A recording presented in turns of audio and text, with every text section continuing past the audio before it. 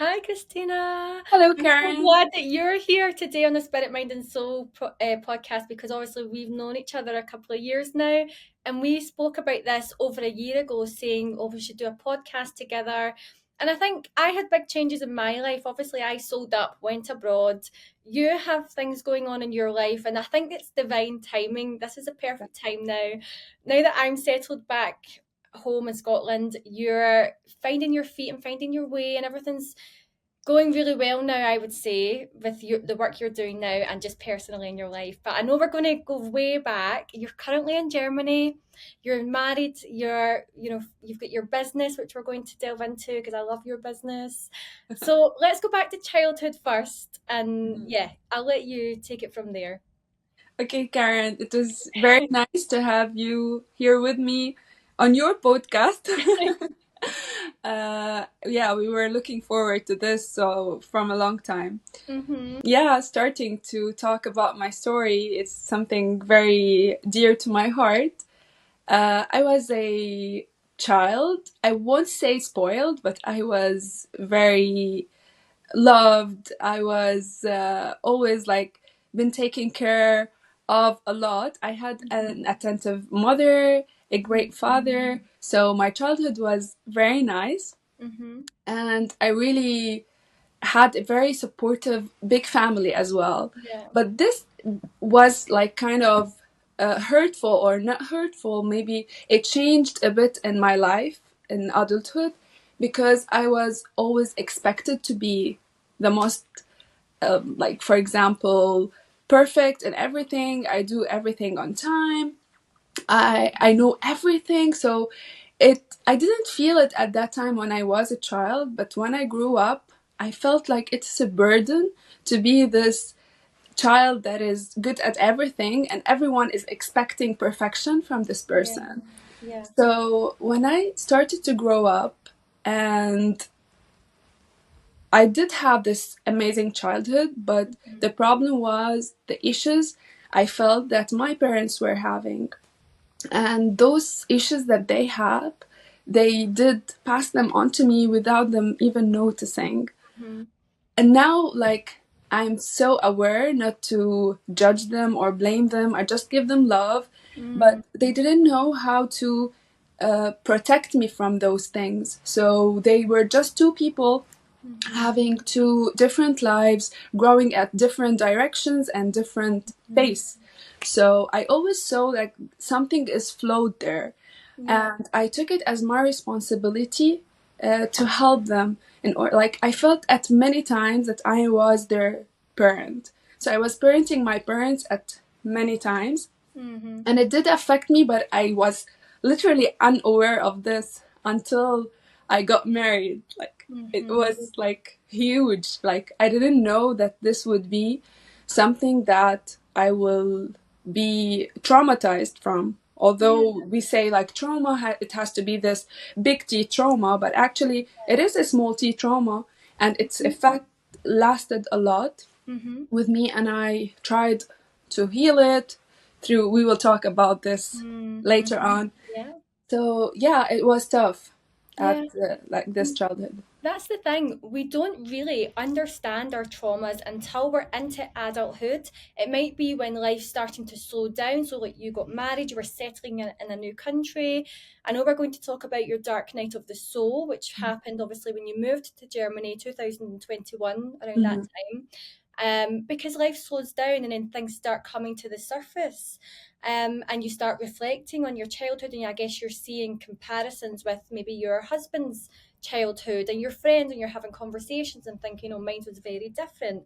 Do you know what I saw something? Because that was really the way you were speaking about your parents and you having compassion for them. I actually saw something the other day that said we've got to remember that this is our parents' first time being on earth too. They're learning, they don't know, and they might not have been nurtured the way that they would have wanted, or there might have been things that their parents did that weren't so nurturing or held them back, so I think we do need to have compassion for our parents. They don't know, they were doing their best with what they had.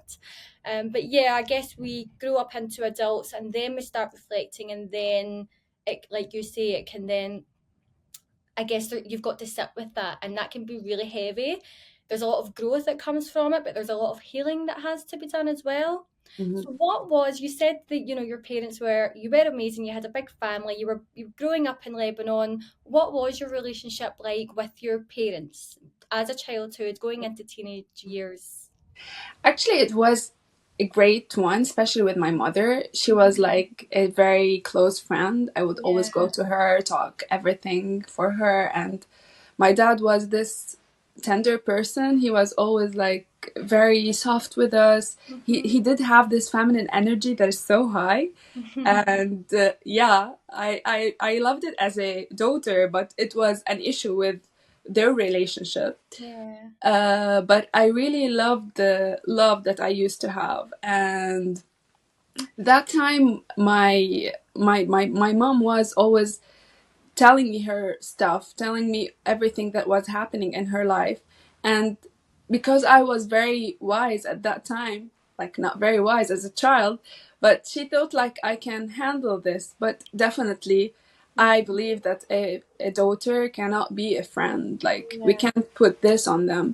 But Mhm. definitely, as you said, I learned to be compassionate. I learned to be a lot like they didn't know. They had even a worse childhood.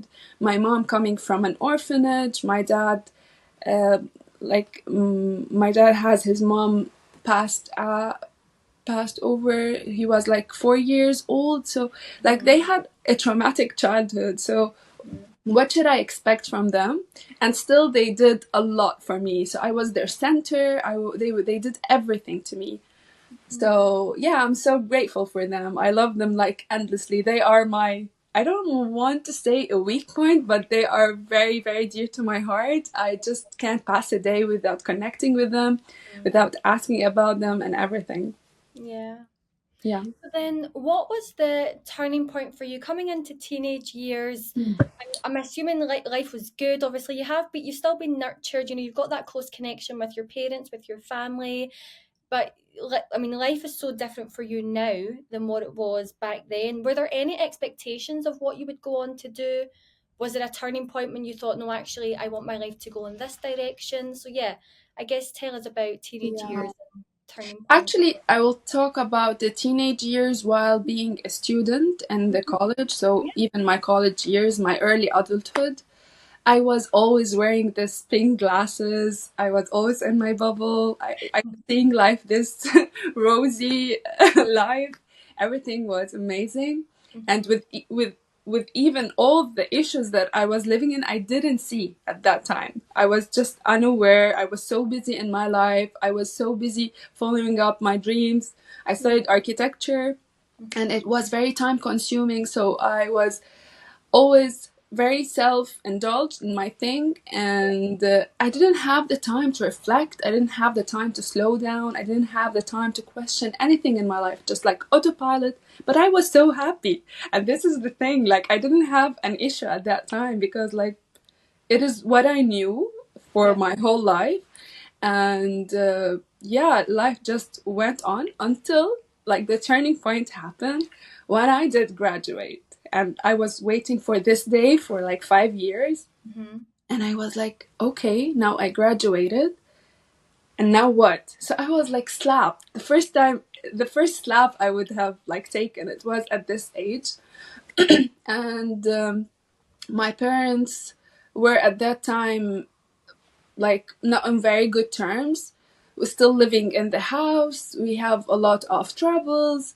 And I started to see this. And at that time, my mom moved to Dubai because she wanted to work there. And the, the country went into a corrupt cycle Mhm. and everything went like it slowed or like it even stopped. Life stopped Mhm. for me. The only thing or like the only colorful thing in my life at that time was my now husband. I just have met him in 2018 and I was talking to him and we were like planning but not planning anything for the future, so it was all still so new to me. And I was working in an architectural office at that time, but life for me was like so dull. Mhm.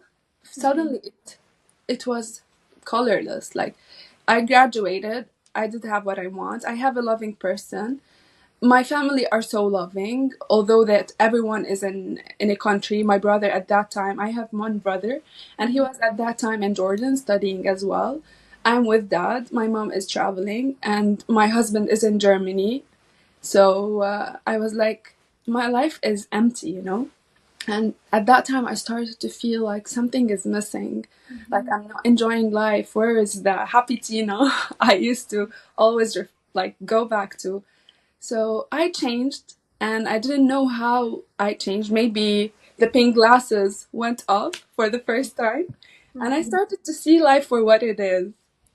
Uh, Fast forward, COVID happened, lockdown happened. I had to take another master degree because always my escape is studying. I Mm-hmm. always use this coping mechanism without me even knowing. Mm-hmm. So it was always like a safe thing. Like, this is something I go to, and I just disconnect from everything when I'm studying, when I'm in my own Yeah. bubble. And I did it again, and I did my master's in Lebanon at that time. Mm-hmm. So this thing, like this period, just Yeah. passed, Yeah. and we started to talk, my husband and I, about doing an engagement and moving from there. Mm-hmm. Especially that at that time I didn't have anything to look forward to, and I Yeah. always wanted to a family, and I Yeah. always wanted to commit. But here, like, commitment issues started to rise, and not just before the engagement. After the engagement, I was like, is this what you really want? Where are you going? What are your dreams? So the Mm-hmm. only question that I could reply to is, do you want a family? Do you want kids? Do you want marriage? And I said yes, a big yes for this. Mm-hmm. But some commitment issues started to surface. Yeah. And here I started to learn that this is not something from me. Like, this has to be with, like, someone else. Yeah. Like, Well, I society was tells us, doesn't society says you go to university, you meet your partner, you get married, you tick all of the boxes, exactly. but that doesn't necessarily leave us feeling fulfilled because it might not be what we want, it's what society pushes and family expectations as well. Exactly. And this is like, as you said, it's like I was checking Yeah. my list, and then I took a pause, and is this what you want? Is this? And I got some answers, but still there was like a volcano start, you want to interrupt, but still like preparing, you know? But I didn't know how to deal with this. I was in therapy for a while, and then I cut, but I wasn't like in therapy for a regular period of time. Mm-hmm. And while preparing for this period, I just left therapy because I didn't know I couldn't even speak at that time. I couldn't even translate how I'm feeling into words or telling anyone what I'm feeling. Mm-hmm. And my only source of comfort, my mother, at that time, was traveling. So I didn't literally have anyone beside me, Yeah. unless my brother. He was a very good comfort, Mm-hmm. because he was with me in every period of my life, especially in this period.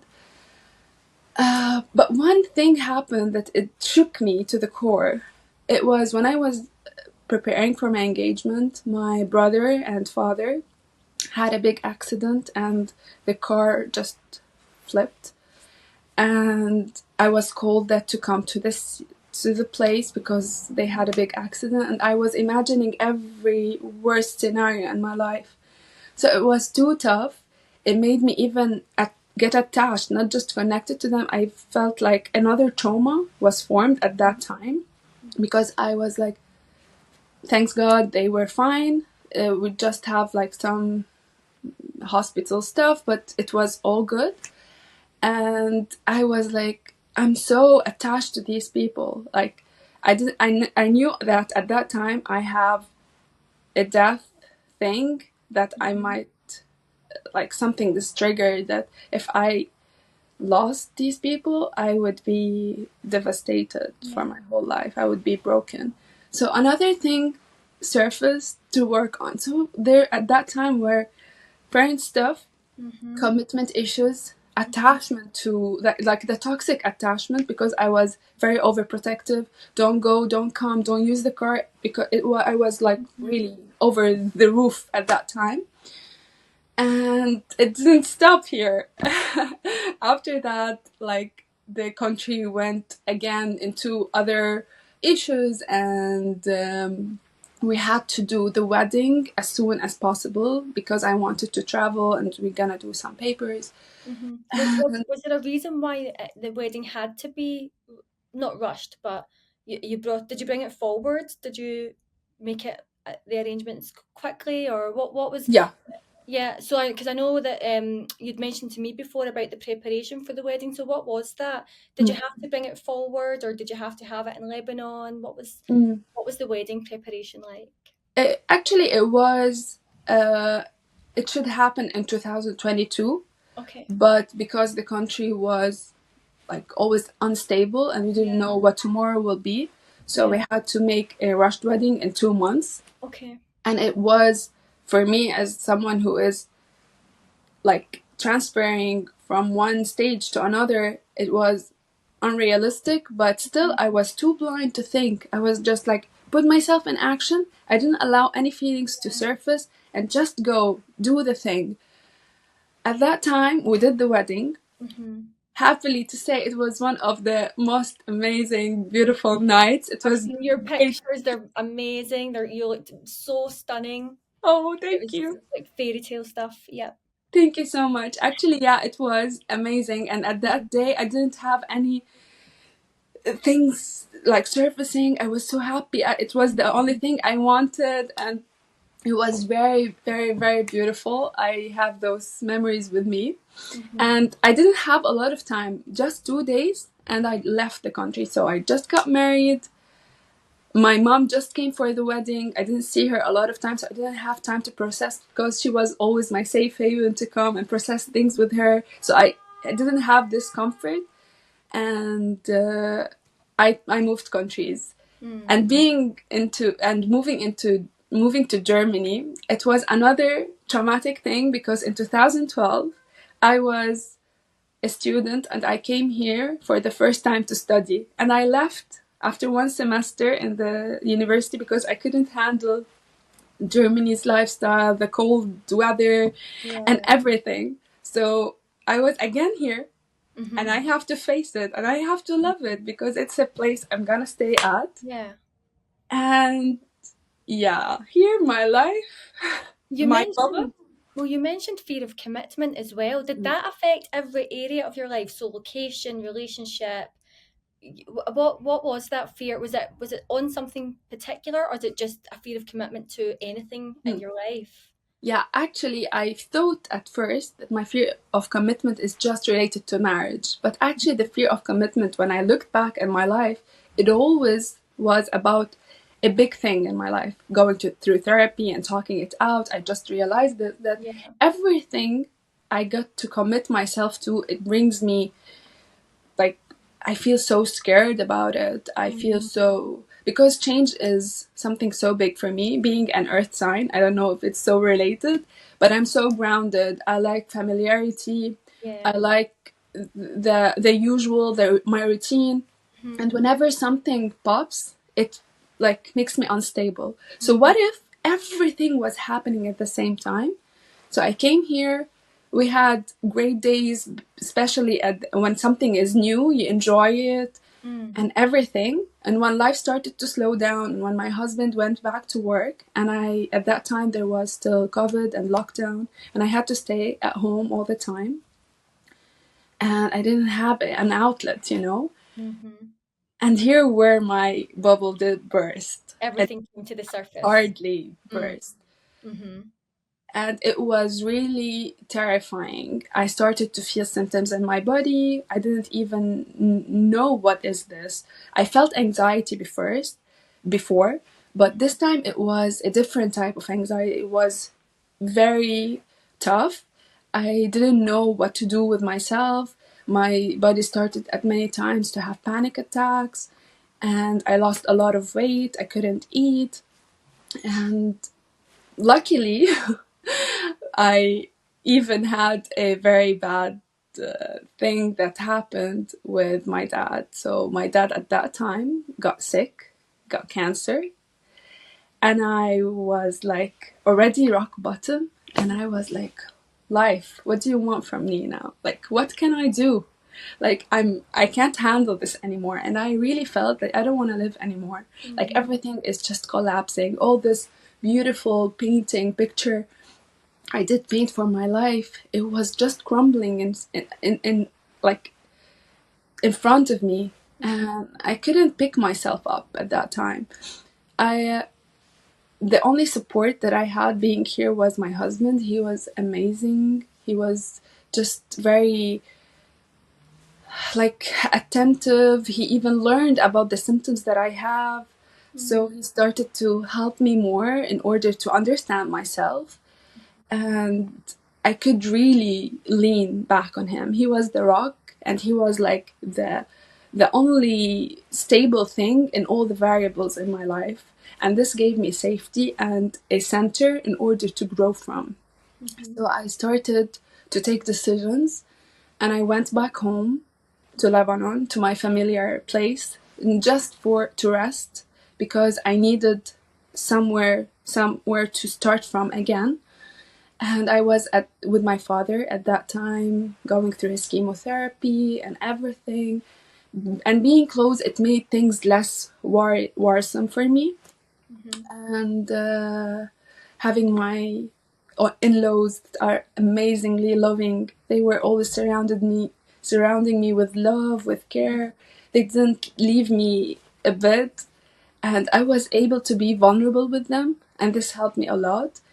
In addition to a lot of therapy, healing sessions, meditation, Mm-hmm. and even I went to a psychiatrist who gave me a medicine. Mm-hmm. At that time, I was not okay. Like, no, why should I take a medicine? Because I felt like I was like, my anxiety was over the roof, and there has to be something to take in order to make me feel more grounded so I can work on myself, because the panic attacks weren't stopping. Mm-hmm. Like at that time, nothing was stopping those panic attacks. Mm-hmm. And with all the things going through, I was just accepted it. And it was tough because I'm someone who's very into natural stuff, holistic life, the well-being, and it was something that's so different from what I want in my life. Mm-hmm. But at sometimes I think we need to accept what is for us now, or what we know best at the moment, in order to move on. So I Mm-hmm. accepted it, and with all the help, it did help me a lot. The anxiety medications worked. Luckily, it worked, because some people it does not work or it makes side effects for them. Mm-hmm. I didn't have those. And from there, I could build on. So I started working out, eating more healthy, doing my yoga, my meditation, going to therapy. So it allowed me just to wake up. It allowed me to be like to stop the panic attack in order to go on with my life. But it wasn't like the thing to depend on, because it's not the solution. Definitely, I Yeah. would say for everyone, if Mm-hmm. you are in this journey, don't settle for, okay, I'm taking an anxiety medication, because it's not the solution. We have to do the work. Yeah. Yeah. Sometimes it's just a way to protect us. Yeah.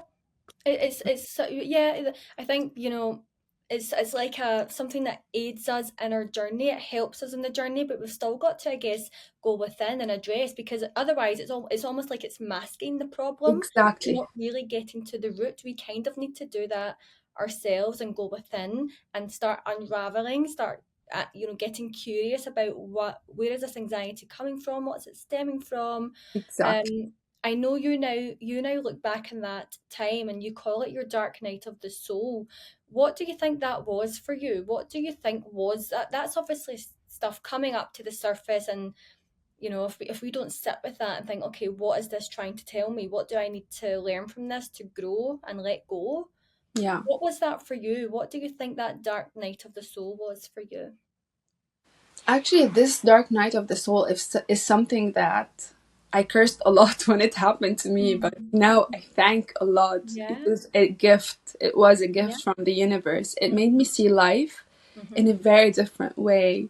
It made me see my parents in a different way, the family in a different way, my husband. And I was like, never committed in my life than the way I do today, Mm-hmm. because it was like a veil that was Mm-hmm. unleashed, and I could see so clearly. Mm-hmm. And now I definitely have my ups and downs. My healing journey will never be fulfilled until the end Yeah. of my life, Yeah. but I know now I have the tools. I am more like, I have to go to the battle. I have my tools. At that time I was illiterate. I didn't know what to do. I didn't have anything with me. If I fall down, what to do, where to go, what questions to ask, what feelings to address. So now I'm more aware, and Mm-hmm. I developed kind of a routine in my life that keeps me grounded, whatever the country is, Mm-hmm. whatever the situation is. At least I'm safe in myself. I'm centered. Mm-hmm. I am. I'm feeling grounded in myself, and then from there I can move on and I can move forward. Yeah.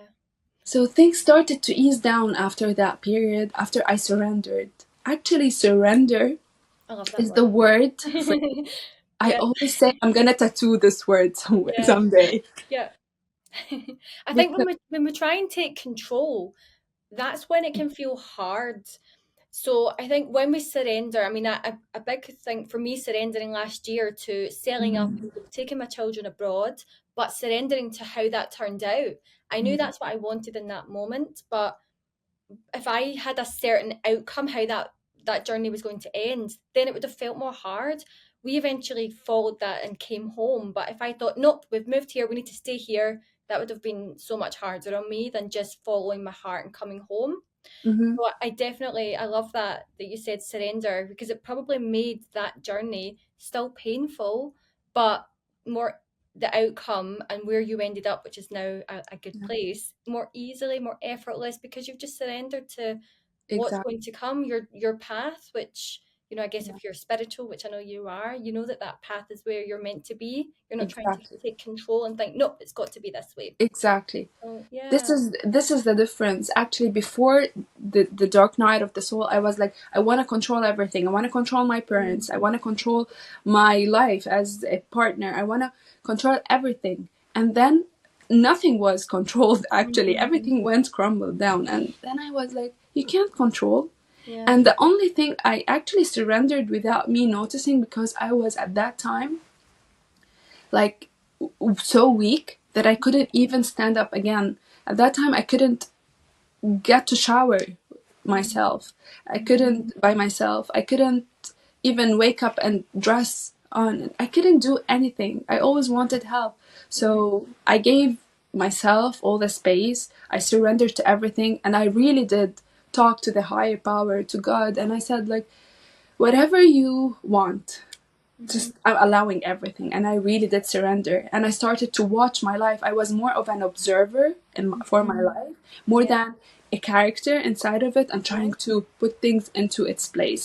Mhm. And it was a game changer. Yeah.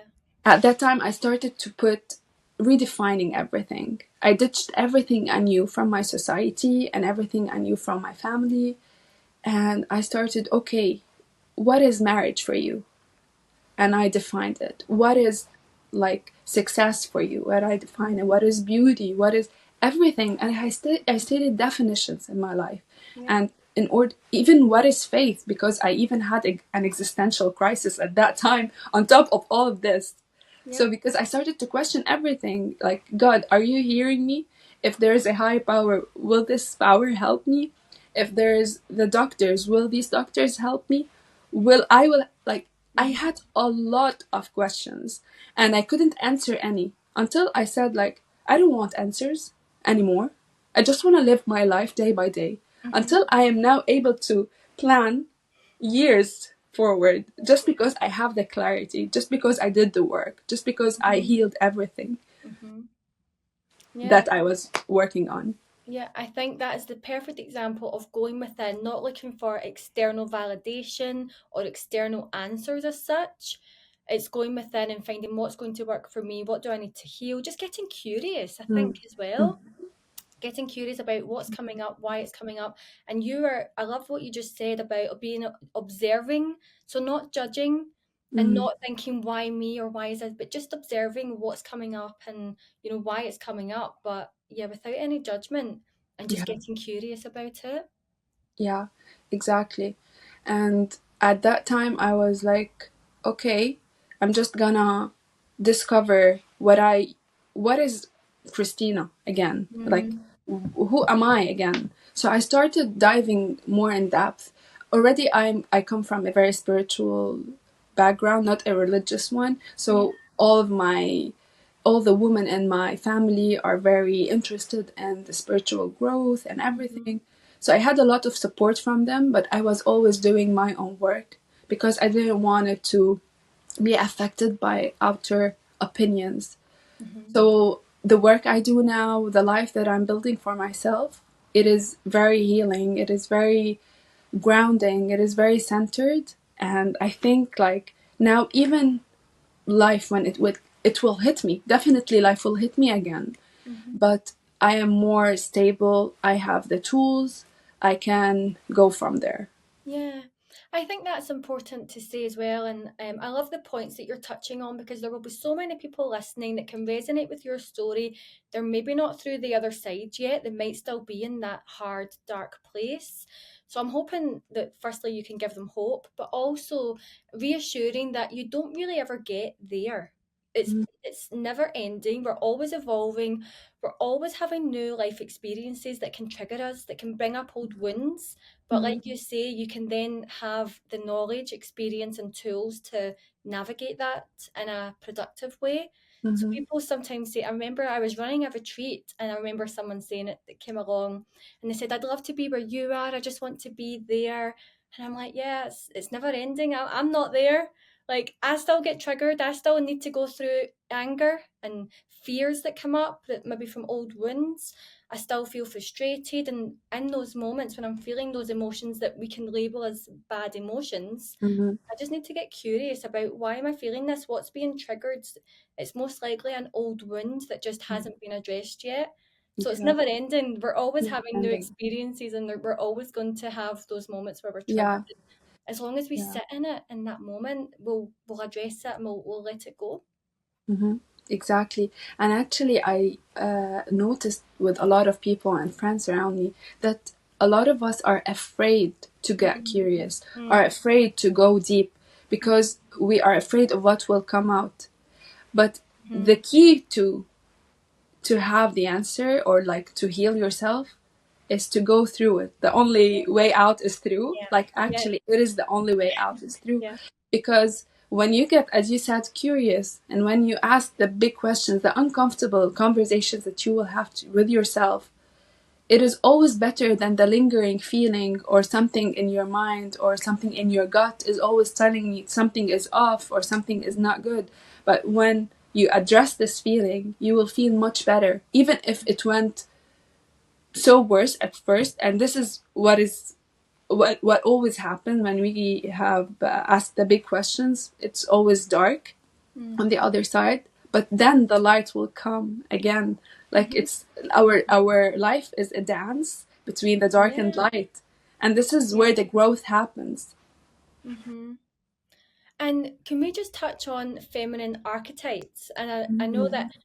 I don't know. I know this is something that you love, and your I think even the jewelry, which we'll talk about as well, your jewelry business that you do, and that's beautiful. But it is based around feminine archetypes. Would that be right? I Yeah, know it's very feminine, and I know you can explain where your inspiration comes from. yeah, But also, you spoke about part of it. You didn't get a chance to go through certain feminine archetypes in your life. You sort of jumped from one to the other, and that was a played a part in why you were feeling a bit lost and not feeling yourself. Can you talk us through yeah, that for anyone who exactly. doesn't know what the feminine archetypes are as well and the Yeah, transitions through each one? actually, the transition that happened for me from pre Dark Night of the Soul to the Post, it was very affected by the work that I did with Mm-hmm. a lot of great women I sat with for 1 year and we did a lot of work. And one of the things that really touched me was the feminine energy, sorry, and the masculine energies and how they are like they dance together. And as I don't know if you know that every one of us has the feminine and the masculine energies Mm-hmm. inside of us. We just, like the woman most of the time has the feminine energy more than the masculine, while Mm-hmm. the man has the masculine energy more than the feminine energy. Mm-hmm. But we both have them inside of us, and Yeah. we allow these energies to get out from us according to the situation. So when we need more grounding, when we need decisions and everything, we need this masculine energy. When we need more the creativity, we need more of the serving. It is always like the feminine energy, not serving, actually more receiving. But she is the nurturer. I meant she is the one that gives warmth and everything. So it's more related to the feminine energy. And once I learned these, it allowed me to ditch all the feminist ideology about being a feminist, being an empowered woman. I actually I'm not judgmental about this whole thing, but Mm-hmm. I personally, I didn't find myself there because I wanted to cherish, I wanted to praise the men in my life because I have amazing men in my life. And it wasn't like this ideology wasn't serving me. So I had to see life from a different angle. And the feminine masculine energies allowed me to see this very Mm-hmm. clearly, Mm-hmm. that men can be healthy in our lives and we need their presence, and together we can create a spiritual dance that is very beautiful. Mm-hmm. And this is what I learned, and it reflected on my marriage in a very beautiful way because I knew when to allow my feminine energy and when I allowed my masculine energy to be present. And it helped even my husband to step into his power. It helped him to be the man he is today. So it has this ripple effect, Mm-hmm. and I can't emphasize on it more. According to the female archetypes that you just said, it's definitely so related, but they are like 7 archetypes. We have the mother archetype, the maiden, the queen, the sage, the huntress, and I just forgot one of them now. But it is all about how the woman is. For example, sometimes there's a woman you can see that is very nurturing, very giving, even to her friends, even if she's not a mother. She is more into her mother archetype. She has it in her. While another woman, she is more of, she has the masculine energy is higher. She's more decisive. She's always going hustling, going for her dreams, very dedicated. She doesn't allow herself to rest. She's more into the huntress archetype. Mm-hmm. So there's every archetype has its good side and the shadow side. Mm-hmm. So if we learn our archetypes in a good way, we Mm-hmm. learn how to put in more from this quality and work on the shadow on the other side, and vice versa. So the archetype helps us know where we are in our life, what woman we are, what characteristics we embody, and what is better to change or to make be less of or more of. Mm-hmm. So that's in Yeah. summing up the thing. Yeah, so it's good if anyone wants to go and research that more, look into it more, and maybe it'll help them, give them an understanding of themselves. Exactly. Yeah, it's almost like a tool, isn't it, that we can use and understand ourselves better, where we're at in life, and that it's okay if we eventually transition into one of the other archetypes. It's just Yes. it's a cycle, isn't it? We're never going to stay the same. We're always evolving, we're always growing and healing and changing. So it's just a Yeah. little tool to Yeah, help you. actually, those 7 archetypes are in each woman, but Hmm. there are percentages of Yeah, this archetype, yeah. and it differs. But we own every archetype in Hmm. us. Yeah. So that kind of allows us to go on to the work you're doing now, because I know that I've been along to one of your women's circles as well. I love that you do them online because it means anyone, anywhere. The last one we were at, you had people from all over, different The countries, everywhere. Yeah. It was so nice that we can bring women together this way and connect. So let's move on to your work, because I know that's been a big part of your life and your focus the past few years. So Mhm. tell us about your work. You've got 2 businesses essentially, and I love them both. So let's talk about them and how they came to be. Yeah. Actually, I'm very new to the business world. I'm Mm-hmm. still learning. I'm Mm-hmm. a student because I'm more of a creative person. Yeah. I never went into numbers, into systems, Yeah. into strategies. So everything is new. Still, I'm going slow Mm-hmm. with them. Especially being coming from an architectural background, I'm always like focusing on the design, on the proportions, on everything. Mm-hmm. But the strategy of business is still unstable for me.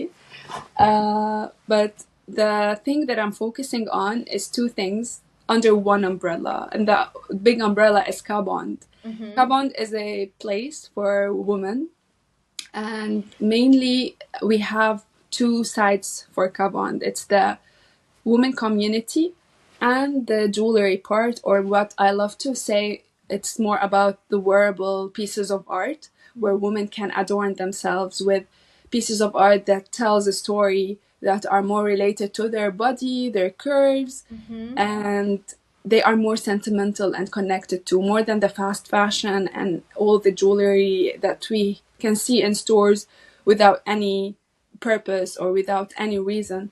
Mm-hmm. And I use this sustainable metal that is recycled, and there's soul in every piece. It takes a lot of time from sketch to design, and it's all done handmade.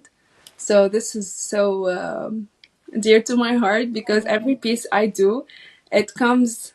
It is like a journey. Every piece is a journey on its own. Mm-hmm. And the other thing that I'm focusing now on is the women community. I'm trying to grow the community that will water the jewelry part.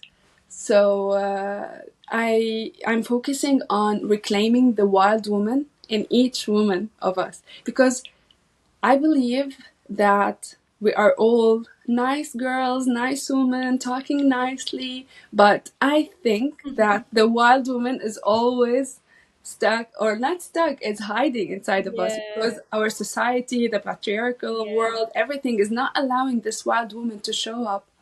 So I'm creating this circle, I'm creating this community for the woman to have the space or the safe space to allow their wild woman to come out, their maybe controversial ideas to be there, whatever they feel is accepted, nothing is judged.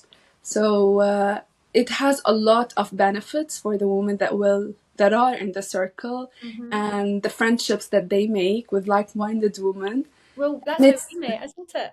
We, what? we we met in a women's community. Yes, actually, we met as a women's community. Definitely, it's kind of it do not stop there. So every woman is like a connection to other women, Mm-hmm. and we can grow in this way. And I love Mm-hmm. always the idea of the ancient world, and Yeah. I'm trying to bring the ancient world into our modern world in these circles. Mm-hmm. I Like love the that. woman has been gathering since the since we were on this earth, like in Mm-hmm. the forest, in the caves, everywhere. So there is power in women coming together, and specifically, it's something that it makes me very sad. The sister wound, like it's so there. Like I watch like reality TV, I watch movies, I see it in family, in my family, I see it in other families between friends.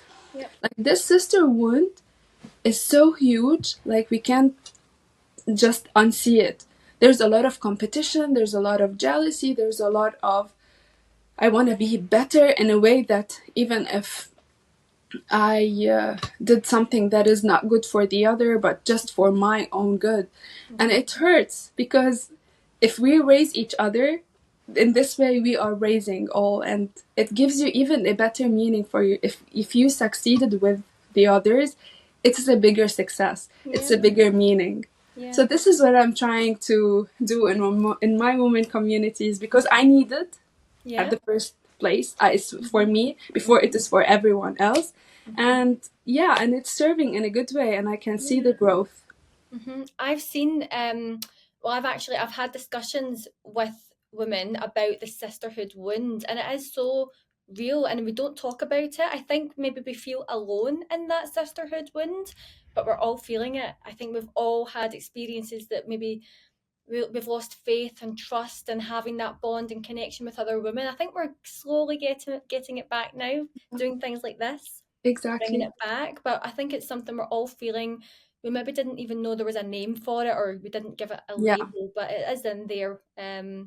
Part of our society. Unfortunately, I think that we've all experienced that Yeah. sisterhood wound. But And I think it's not our fault no, because the system was set like this since I can like watch it and those I love those aesthetic movies from the mm, 80s and from the 60s and where a man come or the prince or the king and he will choose from all the women in this ball party in order to be his wife. So it's mm, like it's always like they're putting women in competition from the day they are very young mm, and until they grow up into adulthood and they're telling them that the man will choose one of you. So that's how you feed the yeah, competition between them. And it is mm, inherited from one generation till the other. yeah, But we're trying to, as you said, change this with mhm, a very like minimal change, but it mhm. might have a big effect in Yeah, it one day. will. It will. Even just us talking about it might resonate with someone, and because they might we don't realize that it's a thing that we've got it. It just is. It's just our reality. I think by talking about it and by other women recognizing that, oh, I have that too, but oh, there's other women talking about it, and other women actually Yes. do want to heal this. Yeah. So yeah, I think we are getting somewhere with it and Yeah, healing. actually, there's one point I would like to add. It's about the jealousy. If I Mm, always tell my friends, like, even if you felt jealousy in a certain point in your life from another woman, don't be afraid of this jealousy or say mm, that you are a bad person for feeling this. Oh, first mhm, of all, it's just a feeling. mhm, Second of all, ask this jealousy. Where are you coming from? mhm, Like, because it will take you places, it will take you into something that will give you answers. For example, if I'm jealous from a woman who is established in her business, who has her own clients or everything, I may think, like, oh, I feel jealous. But this jealousy can feed something very good in me that can make me wake up every day and want to be like someone who is established and doing the thing. So, like, allow this jealousy to be fueled into something good, but not turn it into envy. Envy yeah, yeah. is the worst part of jealousy. Yeah, I love that. I agree. So with jealousy, I think it gets a bad or a negative reputation. Like we give, it's like negativity, jealousy. Actually, jealousy is just our body's way of saying, I want that. I want what she's got. Yeah, And she's not anything to, envy. If she's got it, she's showing us that we can have it too and that we want that. She's being an example of someone who's achieved it or has it.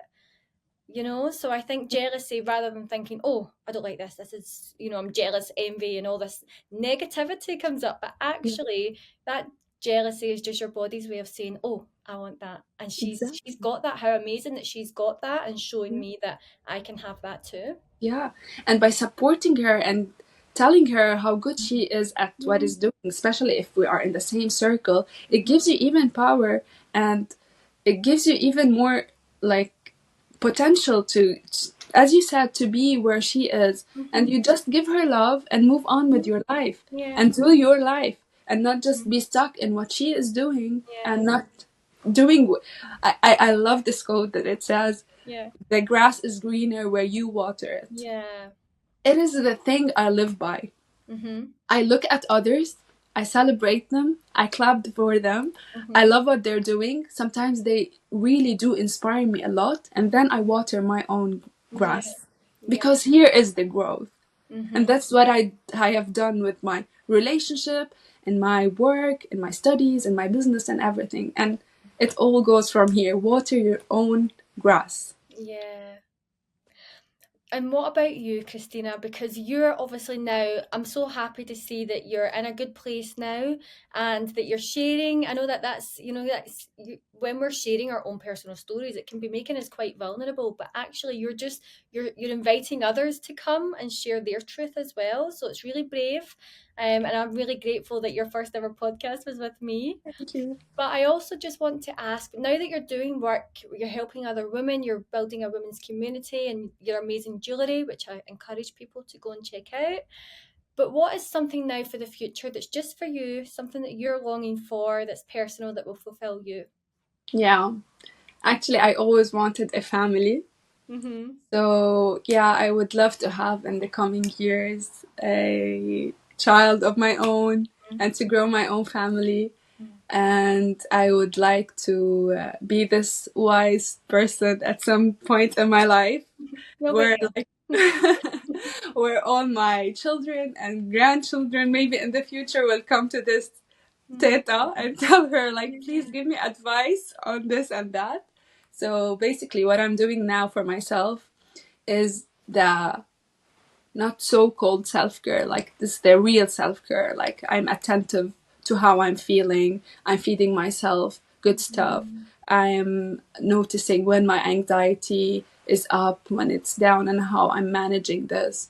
I'm doing better at my relationships with my parents. I'm allowing them to have their lives while celebrating them, whether they're together or not together, whatever. And I think what I'm doing for myself now and in the future will be being at peace with myself, because from there I can do everything. Just like my mental health will always come first, Mm-hmm. and my physical health is something I'm learning a lot about. This is like this year and the year before. I'm doing a lot of research on how to be in a healthy body in order to reach a day where I can still be able to do stuff without me being unable to get up from sickness or anything. So yeah, basically there's a lot I do. I share on my page a lot of my lifestyle, a lot Mm-hmm. of the things I do, my supplements. So yeah, basically we always need to tend to our physical, mental, spiritual health, Yeah. because this is all we have in order to give from the overflow to our families and everyone around us. Yeah. Oh, thank you so much for sharing all of that. Was there anything else you wanted to share that we haven't touched on or covered? I think we did cover a lot. Maybe we can have a part two. Definitely. I think we should do it a part two. Yeah, for both of us and both talk about where we're at next. Yeah. Yeah, amazing. Yeah. Thank you so much, Christina. I Thank you for the appreciate it so experience. much. It was my first and it was amazing. I'm so glad. Thank you. Bye.